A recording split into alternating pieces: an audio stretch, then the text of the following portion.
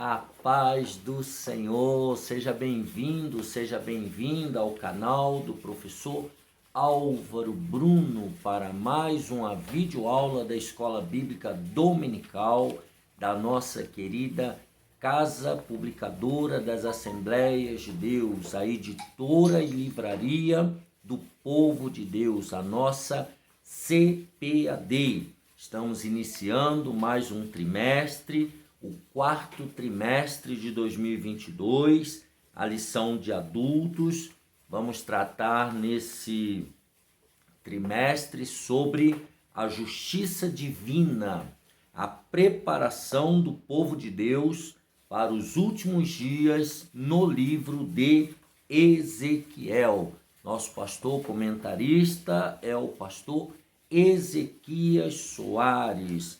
Nós vamos estudar nesse trimestre Ezequiel, Atalaia de Deus, a primeira lição, vem o fim, a segunda lição, a terceira lição, as abominações no templo, quarta lição, quando se vai a glória de Deus, quinta, contra os falsos profetas, sexta lição, a justiça de Deus, sétima lição, a responsabilidade é individual, a oitava lição, o bom pastor e os pastores fiéis, a nona lição, Gog e Magog, um dia de juízo, a décima lição, a restauração nacional e espiritual de Israel, a 11ª lição, a visão do templo e o milênio, e a 12ª lição, imersos no Espírito nos últimos dias. E a última e 13ª lição, o Senhor está ali. Então, será com certeza momentos abençoados por Deus, dirigidos pelo Espírito Santo.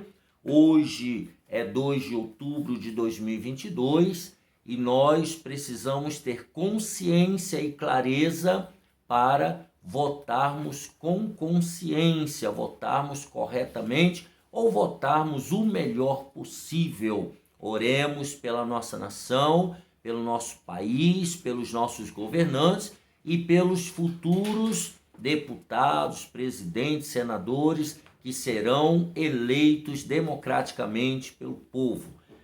Então, nessa lição número 1, 2 de outubro de 2022, nós vamos estudar Ezequiel, Atalaia de Deus. Quero mais uma vez te agradecer o prestígio, te agradecer a audiência e dizer, eu, pastor Fernando e toda a nossa equipe, que você é muito bem-vindo. Por isso, já deixa aqui embaixo o seu gostei, se inscreva no canal e não se esqueça de compartilhar esta videoaula com o maior número de pessoas para que elas também sejam abençoadas por Deus. Lembre-se, deixa aqui embaixo os seus comentários, pode participar. Nós queremos saber a sua opinião e como você está observando essas aulas e como está apreendendo os conteúdos. Vamos lá, Ezequiel, Atalaia de Deus.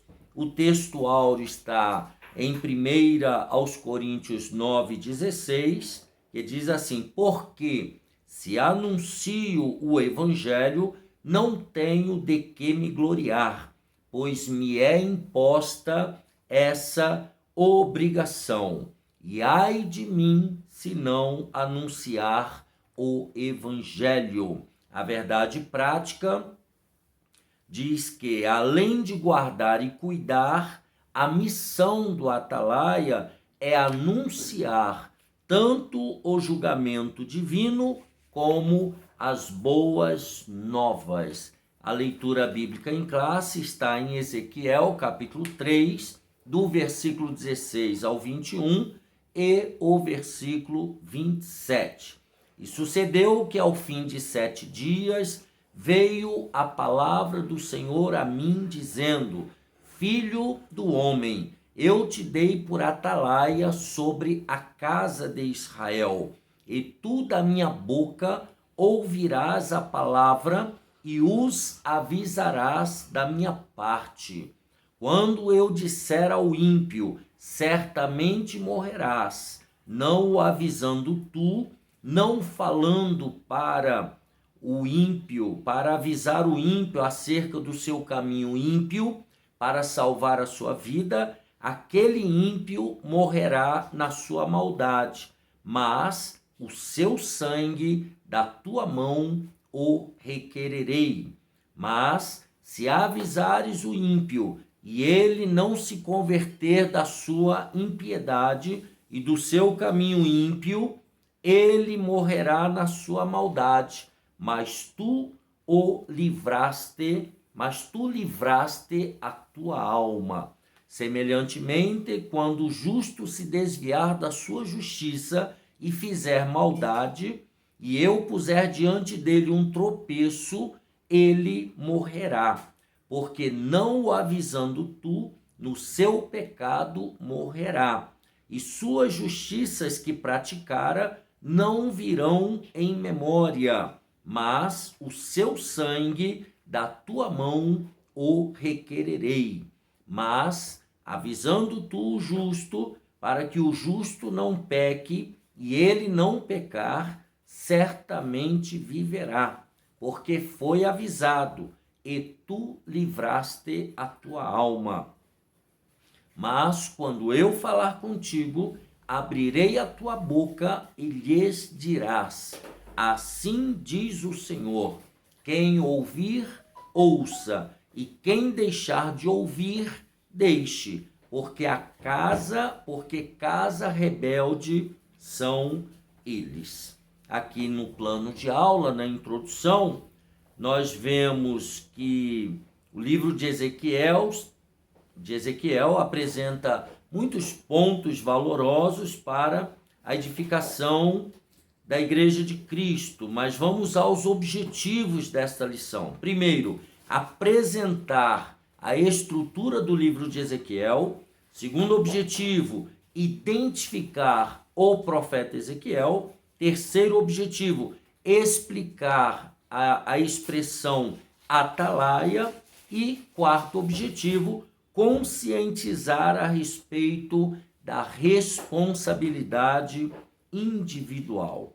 E aí ele faz uma observação que eu gostaria também de compartilhar com você, professor, aluno: como compreender um livro tão antigo e ao mesmo tempo complexo. Então nós vamos observar nessa lição que o livro de Ezequiel, ele é um livro complexo.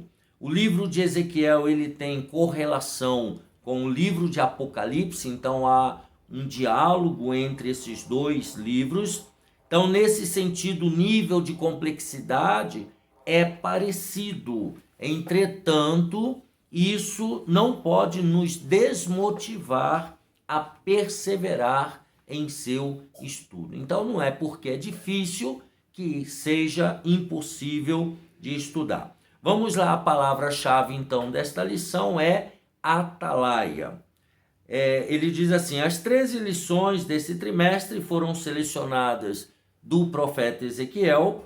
Por que é importante o estudo desse livro hoje? Primeiro, porque desde o primeiro capítulo até o último, ele nos leva a refletir a respeito da soberania de Deus em nossas vidas e na vida das nações. Então nós vamos observar que o nosso Deus, ele é soberano, ele não depende da vontade humana, da vontade dos governantes, não. Ele é soberano, o que ele já determinou, ele vai fazer, independente da vontade da humanidade e dos seres humanos, tá? Segundo, então esse é o primeiro ponto. O segundo ponto, o livro nos leva a uma avaliação contínua sobre o nosso relacionamento com Deus.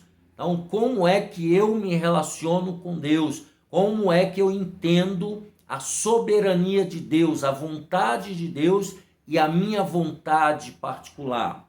E aí ele fala: a presente lição trata da responsabilidade dos atalaias constituídos por Deus ontem e hoje, ou seja, os atalaias do passado e os atalaias do presente, por que não dizer os atalaias futuros que serão levantados. O primeiro tópico, ele diz que o livro de Ezequiel antecipa a tradição apocalíptica das Escrituras e pode ser dividido em 3 partes principais. A primeira parte vai do capítulo 1 ao 24, a segunda parte do capítulo 25 ao 32 e a última parte, a terceira, vai do capítulo 33 ao 48. Então essa é a divisão consensual na Bíblia.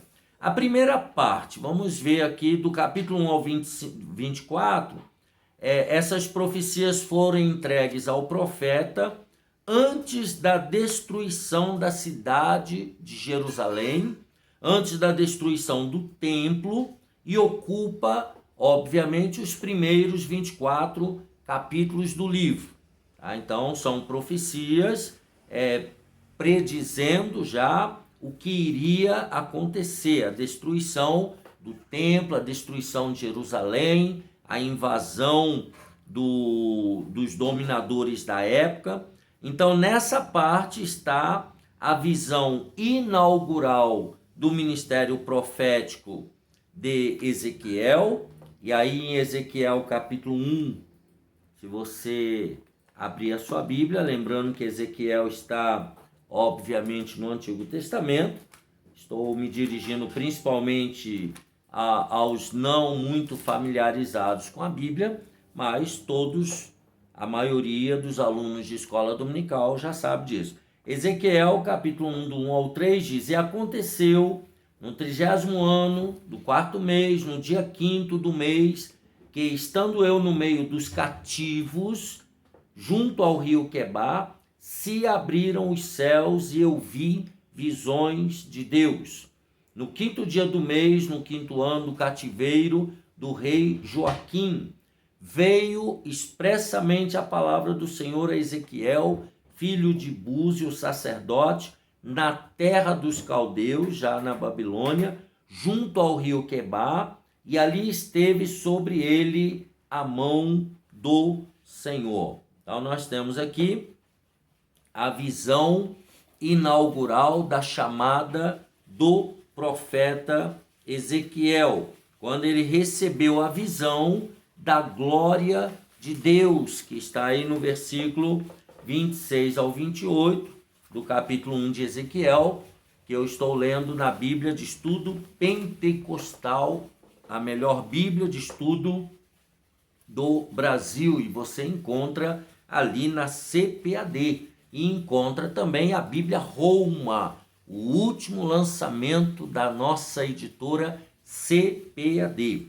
Diz assim: E por cima do firmamento que estava por cima da sua cabeça, havia uma semelhança de trono como de uma safira, e sobre a semelhança do trono havia como que a semelhança de um homem no alto, sobre ele. E vi como a cor de âmbar, como o aspecto do fogo pelo interior dele, desde a semelhança dos seus lombos e daí para cima, e desde a semelhança dos seus lombos e daí para baixo. Vi como a semelhança de fogo e um resplendor ao redor dele, como o aspecto do arco que aparece na nuvem no dia da chuva, assim era o aspecto do resplendor em redor. Este era o aspecto da semelhança da glória do Senhor. E vendo isso, caí sobre o meu rosto e ouvi a voz de quem falava. Então aqui nós temos a visão de Ezequiel da glória de Deus. Depois ele fala sobre os discursos desta primeira parte do livro, que são predominantemente de ameaças e juízos. A gente encontra isso em Ezequiel capítulo 7. Abra aí a sua Bíblia de Estudo Pentecostal, no capítulo 7, do versículo 2 ao 4, que ele diz assim: E tu, ó filho do homem, assim diz o Senhor Jeová, acerca da terra de Israel. Vem o fim vem sobre os 4 cantos da terra.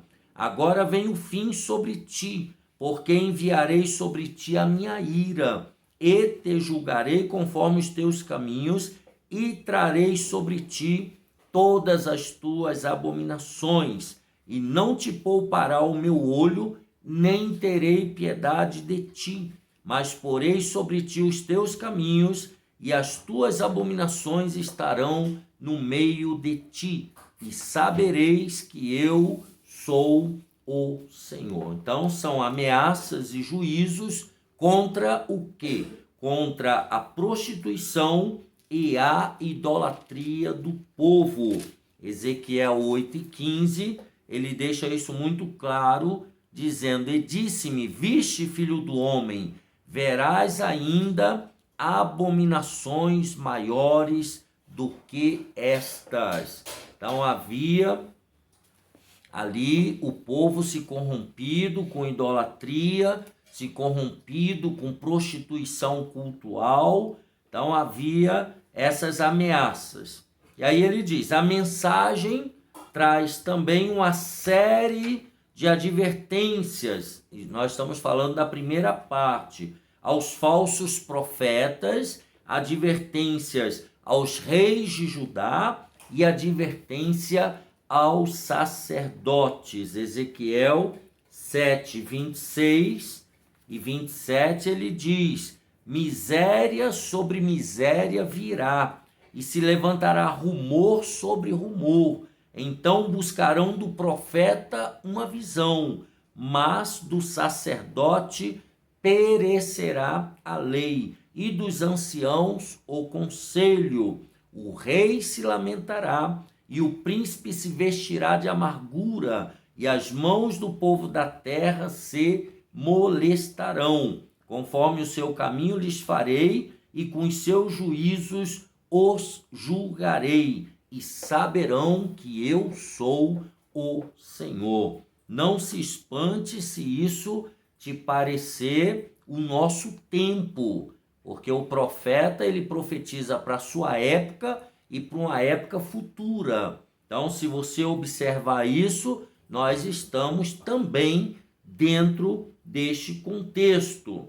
Tá? Então, são uma série de advertências aos falsos profetas, aos reis e lideranças e aos sacerdotes. A segunda parte, né, desse capítulo 1 ao 24, ele diz assim, depois dos pronunciamentos de juízo contra Judá e Israel, os oráculos divinos, as mensagens da parte de Deus contra Judá e Israel, os oráculos divinos são direcionados contra as nações vizinhas, Amon, Moabe, Edom, Filístia, Tiro, Sidom e Egito, a partir do capítulo 25. Então agora Deus derramará juízo, está advertindo que essas nações também sofrerão juízo. Isso revela que Yahvé não é somente o Deus de Israel, mas também de todas as nações, soberano em todo o universo. Então isso aqui mostra que o nosso Deus, se você abrir aí em Salmo de número 24, diz o texto que do Senhor é a terra e toda a sua plenitude.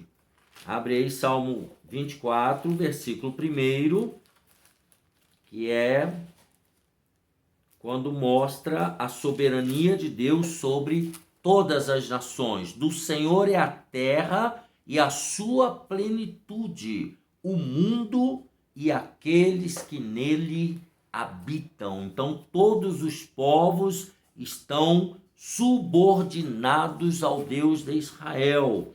Lá em Apocalipse 4, versículo 11, estou por enquanto só na Bíblia de Estudo Pentecostal, que diz assim, digno és, Senhor, de receber glória e honra e poder, porque tu criaste todas as coisas e por tua vontade são e foram criadas. Ou seja, Deus, ele é o Senhor soberano de toda a terra e de todo o universo. Na terceira parte, nós observamos, começa com a notícia da queda de Jerusalém. Deixa eu deixar aberto aqui em Ezequiel, para facilitar. Ezequiel 33, no versículo 21, ele começa então a falar sobre a queda de Jerusalém, a queda futura, a profecia para tempos futuros. E veio a mim a palavra do Senhor dizendo: Filho do homem, fala aos filhos do teu povo e dize-lhes.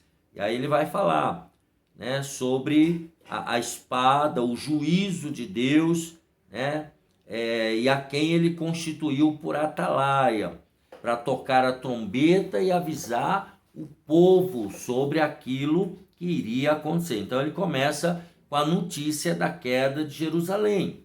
Os oráculos dos capítulos 33 a 39 falam do retorno dos judeus de todas as partes do mundo à terra de seus antepassados, incluindo a visão do vale de ossos secos, o famoso capítulo 37 de Ezequiel, muito pregado em cultos de jovens e etc. São profecias sobre a restauração nacional de Israel, que se cumpre em Israel na atualidade, no nosso tempo, e sobre a regeneração espiritual de toda a casa de Israel. Então é uma profecia, essa terceira parte mostra a queda e o retorno da nação de Israel como nação, né? Como povo, como local ali em Israel. As profecias dos capítulos 38 e 39 falam da invasão e derrota de Gog e seu bando à Terra Santa, quando eles invadirem Israel. O livro de Ezequiel, então, termina com a visão do novo templo, que será reerguido, cremos que antes do período da grande tribulação, e da redenção para Israel e toda a humanidade como resposta à primeira visão. E aí é do capítulo 40 ao 48, e aqui nós já podemos vislumbrar a parte mais escatológica que envolve até o nosso tempo presente. Então ele faz aí a sinopse, né? A divisão que nós acabamos de ver, e ele faz uma observação que é interessante. O livro de Ezequiel. Ezequiel foi um profeta e sacerdote que durante o cativeiro na Babilônia viveu entre os exilados judeus. Então ele profetizou, ele estava no exílio babilônico. Ele e seus companheiros foram separados do templo de Israel, foram levados cativos, de forma que muitas de suas profecias estão relacionadas ao templo e a seu significado como símbolo da presença de Deus em Israel. Sua pregação abordava diversos assuntos, múltiplos assuntos, e trazia um cativante repertório de imagens, onde ele descrevia tanto as experiências pessoais como as expectativas para o futuro. Então, isso aqui é um breve resumo sobre o livro de Ezequiel, né? Tem aí mais algumas características sobre o livro de Ezequiel. Contém um grande número de visões surpreendentes, parábolas arrojadas, ações simbólicas e excêntricas, talvez isso que amedronte o estudo, né? Como meio da revelação profética de Deus. O conteúdo é organizado e datado com cuidado, conforme nós acabamos de ver nesse primeiro tópico, né? Registra mais datas do que qualquer outro livro profético do Antigo Testamento, então ele acaba sendo um pouco cronista da sua época, não apenas um atalaia, um profeta. Duas frases características ocorrem do começo ao fim do livro. São a primeira: então saberão que eu sou o Senhor, mostrando a grandeza e a soberania de Deus, e que ocorre aí 65 vezes, né, no texto. E a segunda, Ezequiel recebe de modo peculiar os nomes de Filho do Homem e Atalaia. Então, isso aqui são observações. Vamos ao tópico 2. As poucas informações sobre a vida pessoal de Ezequiel estão nos relatos entrelaçados nas profecias registradas no livro. Ele não é mencionado nos outros livros do Antigo Testamento. Então, ele é muito específico, ele não é citado por outros profetas do Antigo Testamento. A sua identidade de Ezequiel, seu nome hebraico é Esquel, que significa fortalecido por Deus, e não aparece nos relatos dos reis e das crônicas. Então ele não está relatado no livro dos reis e nem no livro em 1º e 2º Crônicas. O pouco que se sabe sobre ele é o que lemos no livro que leva o seu nome, o livro de Ezequiel. São alguns detalhes de sua vida pessoal. Então, a sua oração, a sua comunhão com Deus, né, a sua experiência lá na Babilônia. E esses fatos aparecem para ilustrar a situação exílica de seus compatriotas na Babilônia, mostrando esse povo ali completamente exilado, fora da sua terra, e era assim, meio no anonimato, que Ezequiel também vivia. Ele viveu entre os exilados na Babilônia, Ezequiel 8:1, e iniciou seu ministério também ali, no cativeiro, quando completou 30 anos de idade. Quando diz Ezequiel 1:1, no 30º ano. Não se sabe a data exata do fim do seu ministério, mas com base nos registros cronológicos apresentados no livro, sabemos que o seu ofício durou cerca de 22 anos. Tá? Então ele trabalhou como profeta, profetizou durante 22 anos. Número 2, então vimos aqui a identidade de Ezequiel. Número 2, a procedência. De onde? De que família? Ezequiel era de Jerusalém e pertencia a uma família sacerdotal, filho de Buzi, Ezequiel 1 e 3. Tá? Então ele era de família sacerdotal, com certeza, né, devia fazer parte das tribos de Levi. Tá? Ele foi levado para a Babilônia na primeira leva de deportados, em 597 a.C., quando o rei Nabucodonosor depôs Joaquim do trono de Jerusalém, levando então Joaquim para a Babilônia e pondo Sedequias, seu irmão, em seu lugar. Tá? Então aqui nós temos Sedequias assumindo o poder no lugar de Joaquim. Daniel estava também entre eles. Daniel foi levado cativo também para a Babilônia. Enquanto Ezequiel vivia entre os exilados e exercia o seu ministério profético entre o povo, tá? Daniel servia na corte de Nabucodonosor. Daniel e seus companheiros. Tá? Daniel 1, de 19 a 21. E Jeremias profetizava em Judá para o povo de Jerusalém. Então nós temos aí os 3 grandes profetas, Ezequiel profetizando no meio do povo, Daniel na corte babilônica e Jeremias lá em Judá, profetizando para os que lá ainda estavam. Tá? Então essa é a origem, as informações básicas sobre o profeta Ezequiel. Sobre o atalaia, número 3, né, o subtópico número 3, o tópico 3 e o subtópico 1. Tá? Atalaia É uma palavra feminina de origem árabe, at-talaat, lugar alto. A função do atalaia é descrita em 2 Samuel, em 2 Reis, 2 Samuel 18, do 24 ao 27, e 2 Reis, do 9, 17 ao 20.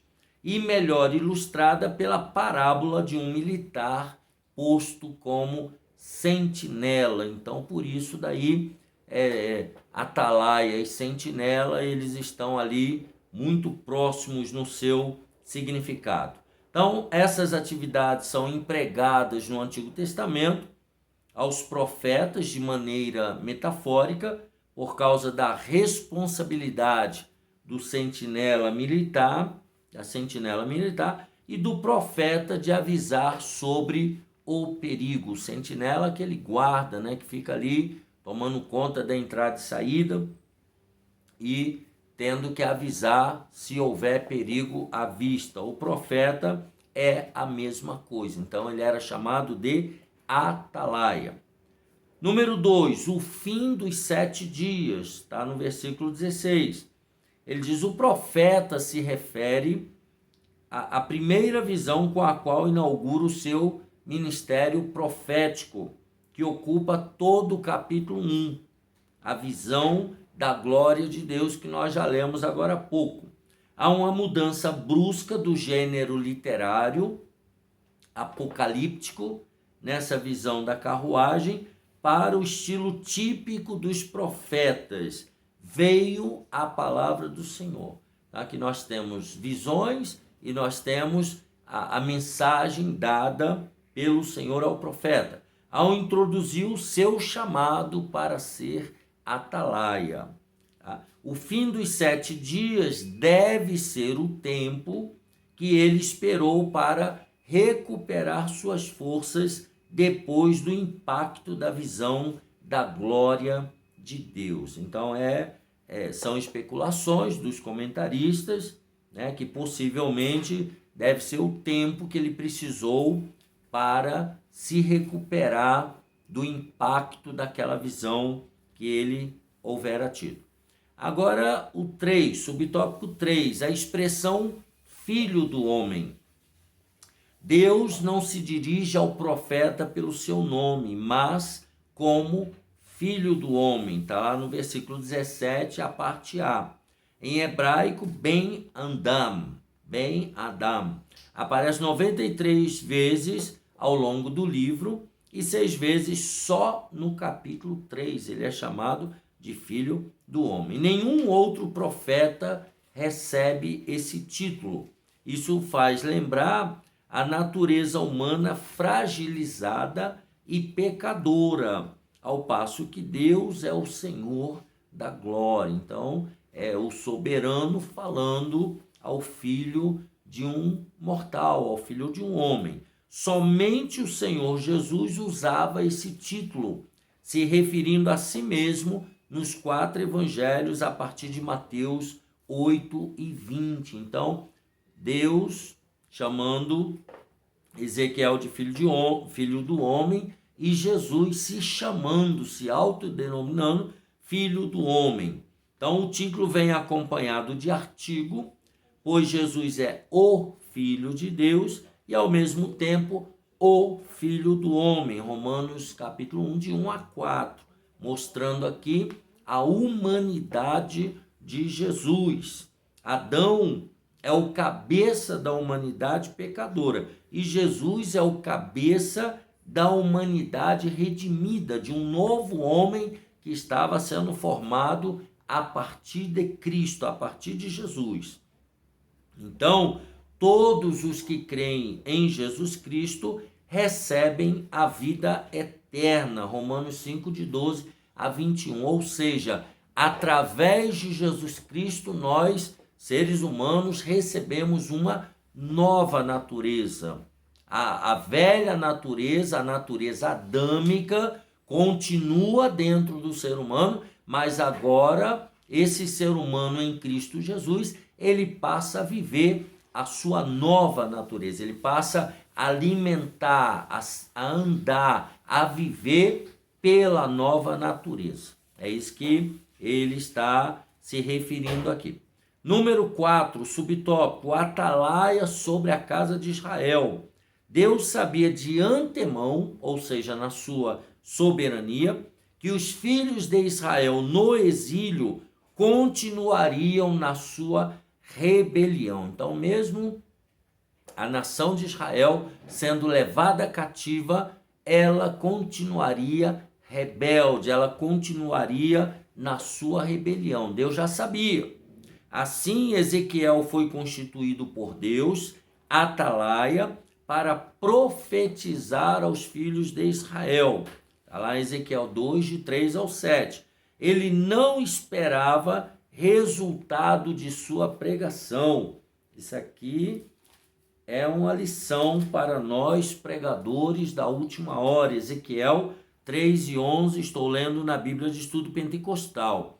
Eia, pois, vai aos do cativeiro, aos filhos do teu povo, e lhes falarás, e lhes dirás, assim diz o Senhor Jeová, quer ouçam, quer deixem de ouvir.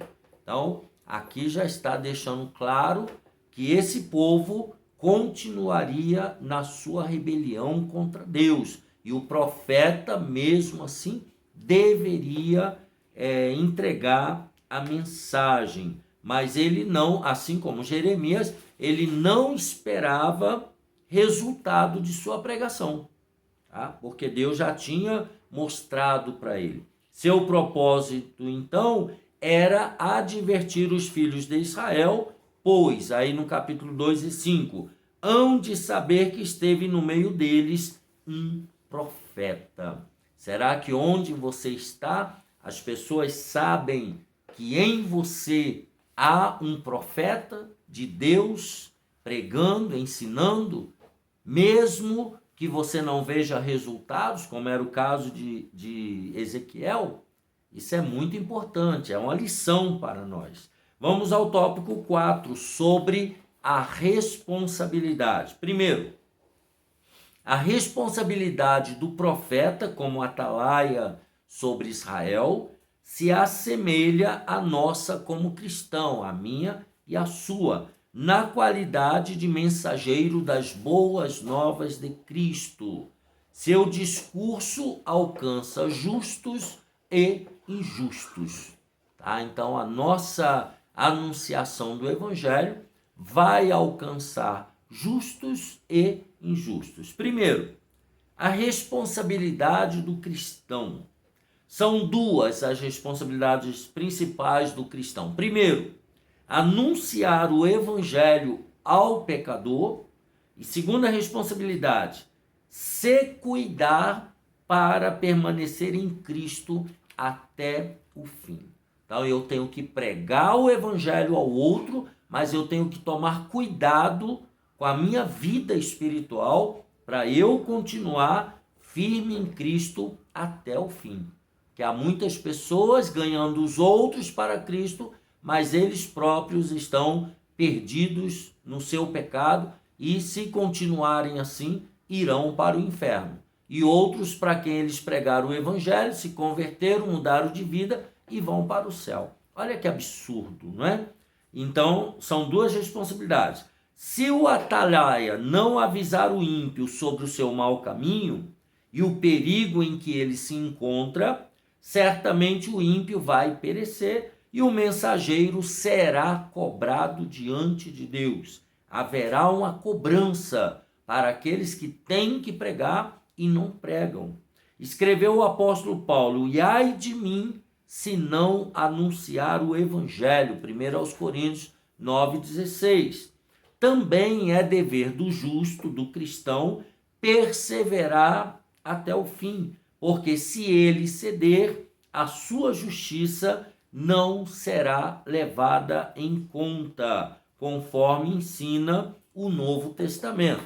Vamos dar uma lida o que diz no Novo Testamento. Mateus 24 e 13, acho que você já sabe de cor, eu também, mas vamos ler para não haver falha. Mateus 24 e 13 diz assim: aquele, porém, que ficar firme até o fim, esse será salvo. Então não tem esse negócio de uma vez salvo, salvo para sempre. Ninguém está totalmente predestinado à salvação, se não houver essa responsabilidade de permanecer firme até o fim. Eu estou lendo na Nova Almeida Atualizada. Você encontra lá na CPAD por um preço bem acessível. João 17:12, Jesus, na sua oração sacerdotal, ele também faz menção dessa verdade de se permanecer fiel até o fim. Ele diz assim: quando eu estava com eles, guardava-os no teu nome, que me deste. Eu os protegi e nenhum deles se perdeu, exceto o filho da perdição, para que se cumprisse a Escritura. Aqui ele está falando sobre Judas, né, que fez um papel de traidor, que tomou sobre si essa irresponsabilidade de entregar o Senhor Jesus à corja religiosa da época, para que eles matassem o nosso Salvador. Então, há uma responsabilidade minha e sua de permanecer fiel até o fim. Então, além de pregarmos o evangelho aos outros, devemos cuidar da nossa própria salvação. Número 2, a responsabilidade do ímpio. Quando anunciamos o evangelho e o pecador rejeita a salvação em Cristo, tal rejeição vai testificar contra ele mesmo naquele dia.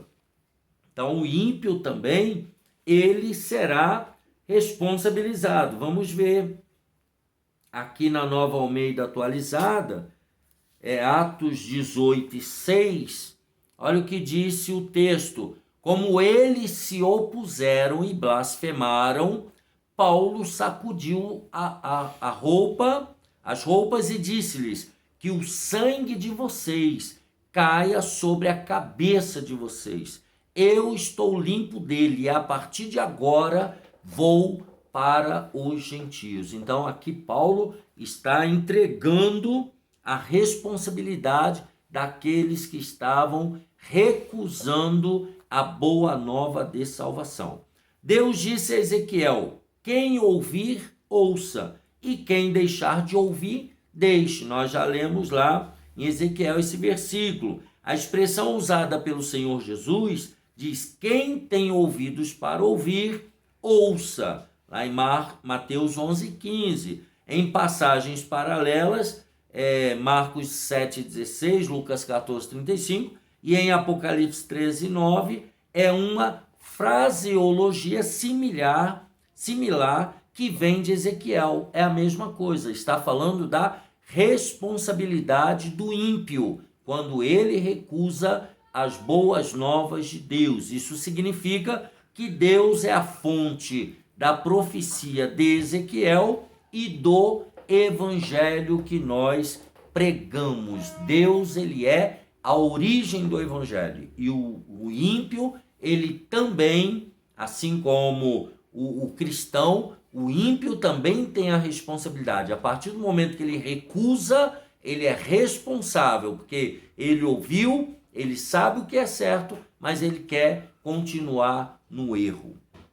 Número 3 e último subtópico diz assim: a extensão da nossa responsabilidade. Até onde vai a minha e a sua responsabilidade?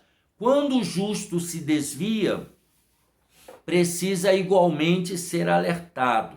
Esse mesmo princípio na fé cristã significa que temos responsabilidade diante de Deus por aquele irmão e aquela irmã que estão se esfriando na fé ou que se afastaram dos cultos, principalmente na época de isolamento social. Está falando aqui do período de 2 anos de pandemia, e isso pode levá-los ao completo desvio. É dever nosso, meu e seu, cuidar um dos outros na igreja. A nossa preocupação não é somente com um pecador ignorante, mas também com as ovelhas que se desgarraram do rebanho. Está lá a parábola da ovelha, Lucas 15, do 4 ao 6. A ovelha que se desviou do rebanho. Nós temos também esta responsabilidade um com o outro. Assim nós terminamos essa lição número 1 do quarto trimestre de 2022 dos adultos. Que Deus te abençoe e te guarde. Deixa aqui embaixo o seu gostei, se inscreva no canal e até a próxima aula, se Deus quiser.